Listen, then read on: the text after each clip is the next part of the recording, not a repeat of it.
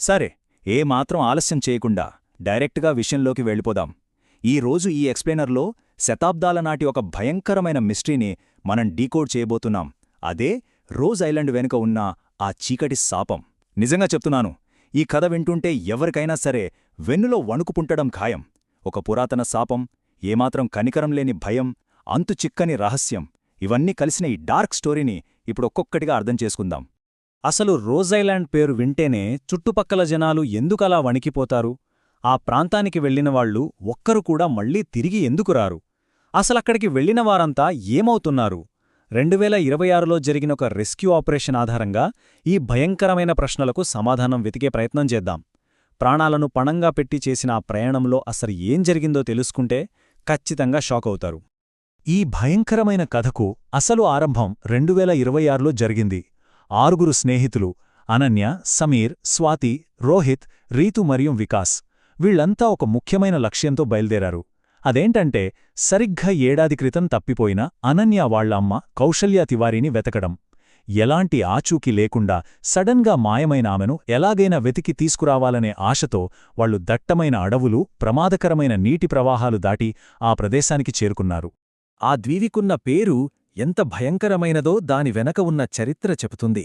Locals దీన్ని ముద్దుగా island of death లేదా మృత్యుదీవి అని పిలుస్తుంటారు. వీళ్లను ఆ ఐలాండ్ దగ్గర డ్రాప్ చేసిన బోట్ నడిపే విక్రమ్ రియాక్షన్ చూస్తే చాలు అక్కడి పరిస్థితి ఎంత డేంజరో అర్థమైపోతుంది. వాళ్లనక్కడ వదిలేసి ఒక్క క్షణం కూడా అక్కడ ఆగడానికి ఇష్టపడకుండా దారుణంగా భయపడుతూ అక్కడ నుంచి పారిపోతాడు విక్రమ్. ఇక ఆ దీవి మీద అడుగు పెట్టగానే ఈ ఫ్రెండ్స్కి ఎదురైన అనుభవాలు చాలా విచిత్రంగా ఉంటాయి. ఆ ప్లేసంతా ఒక రకమైన మాయాజాలంలా ఉంటుంది. ఎవ్వరూ అడుగు పెట్టకపోయినా అసాధారణంగా శుభ్రంగా ఉంటుంది. పైగా భయంకరమైన సైలెన్స్, గాలి శబ్దం తప్ప మరేమీ వినిపించదు. దానికి తోడు చెట్లకు రాత్రిపూట మెరిసే వింతైన పువ్వులుంటాయి.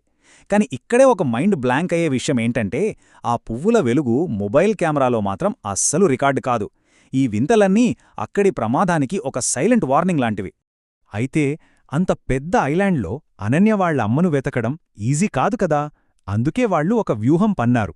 2 టీమ్స్గా విడిపోయి లెఫ్ట్ సైడ్ అనన్య, వికాస్, సమీర్ వెళ్లగా రైట్ సైడ్ స్వాతి, రీతూ, రోహిత్ వెళ్లారు. త్వరగా ఎక్కువ ఏరియాని కవర్ చేయడానికి వాళ్లు ఈ డెసిషన్ తీసుకున్నారు.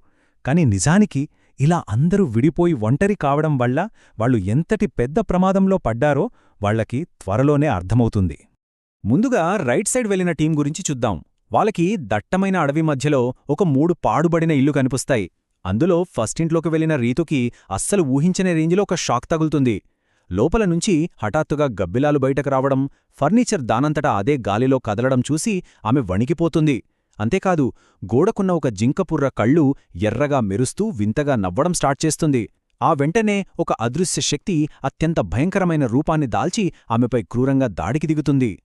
ఆ రాక్షసుడి క్రూరత్వం ఎలా ఉందో జస్ట్ ఇమాజిన్ చేసుకోండి. ఆ పిశాచానికి ఏకంగా 7 అంగుళాల పొడవైన గోర్లున్నాయి.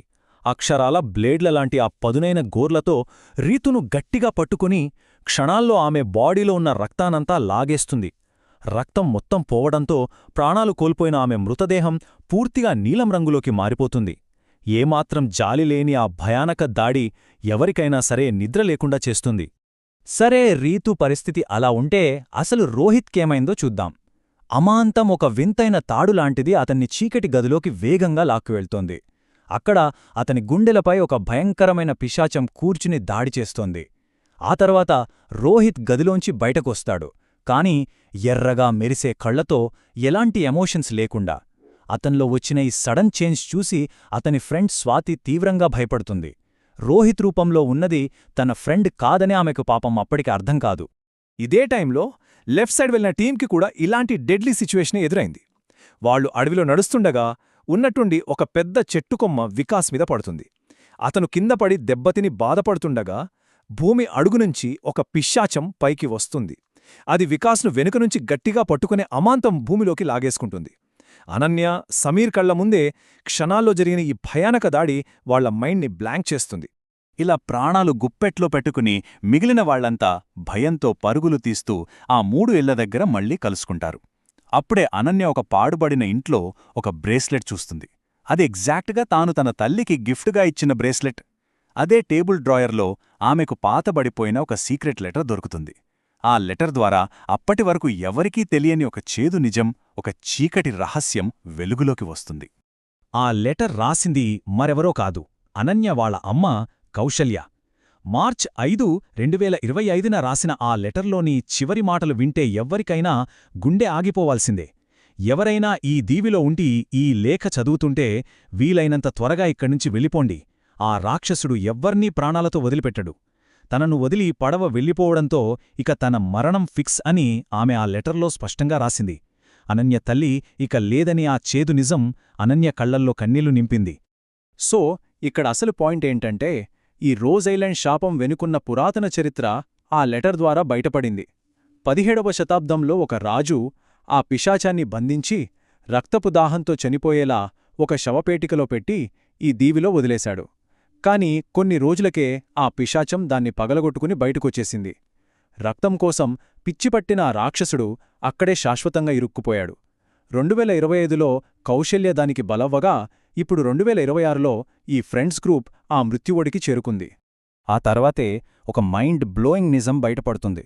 వాళ్లున్న గదిలోనే రోహిత్ నిజమైన డెడ్ బాడీ నేలపై పడుండటం వాళ్ళు చూస్తారు. అప్పటికే వాళ్ళకర్థమవుతుంది, ఇందాకట్నుంచి వాళ్లతో రోహిత్లా నటిస్తున్నది ఆ పిశాచమే అని. ఆ ఫేక్ రోహిత్ నెమ్మదిగా ఒక భయంకరమైన రాక్షసి రూపంలోకి మారిపోతాడు. సరిగ్గా అదే టైంకి నలువైపుల్నుంచి నక్కలు భయంకరంగా ఊలులు వేయడం స్టార్ట్ చేస్తాయి. ఒక్క మాటలో చెప్పాలంటే అక్కడి వాతావరణం ప్రాణాలు తీసేంత భయానకంగా మారిపోతుంది. ఆ భయంకరమైన అటాక్ నుంచి తప్పించుకోవడానికి మిగిలిన వాళ్ళు సముద్రం అంచుకు పరుగులు తీస్తారు. వాళ్ళ వెనుకే ఆ పిశాచం కూడా తరుముకుంటూ వస్తోంది. అది ఒక పెద్ద చెట్టు మీదెక్కి వీళ్ల నిస్సహాయతను చూసి నవ్వుతూ గేలి చేస్తోంది. ఒక్కొక్కరిగా అందర్నీ చంపి తన దాహాన్ని తీర్చుకుంటానని ఆ రాక్షసుడు ఓపన్గా వార్నింగ్ ఇస్తాడు. సముద్రం అంచున ఇరుక్కుపోయిన వాళ్లకి ఇక ఎటు వెళ్లాలో తెలియదు. ఒకవైపు పిశాచం, ఇంకోవైపు అంతులేని సముద్రం.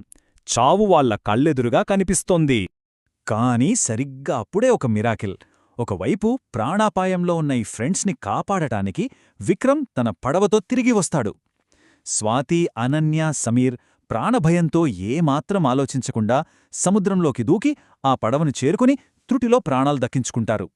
మరోవైపు ఆ పిశాచం రోజ్ ఐలాండ్ ఒడ్డునే నిలబడి నీళ్లలోకి రాలేక కోపంతో రగిలిపోతుంటోంది. దాని దాహం తీరలేదు, కాని అది ఆ దీవిని దాటి నీళ్లలోకి అస్సలు రాలేదు. సో అలా ప్రాణాలతో బయటపడినవాళ్లు సురక్షితంగా దూరంగా వెళ్ళిపోయారు.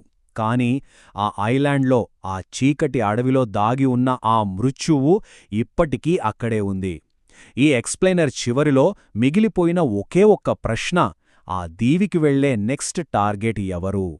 అమరత్వం పొందిన ఆ క్రూరమైన పిశాచం ఎప్పటికీ కొత్త రక్తం కోసం అక్కడే వెయిట్ చేస్తూ ఉంటుంది. ఎవరైనా పొరపాటున ఆ ఐలాండ్లో అడుగుపెడితే వాళ్లకెదురయ్యే భయంకరమైన మరణం జస్ట్ ఊహించుకోటానికే భయంగా ఉంది. రోజ్ ఐలాండ్ వెనుకున్న ఈ డార్క్ సీక్రెట్ ఎప్పటికీ ఒక పీడకలగానే మిగిలిపోతుంది.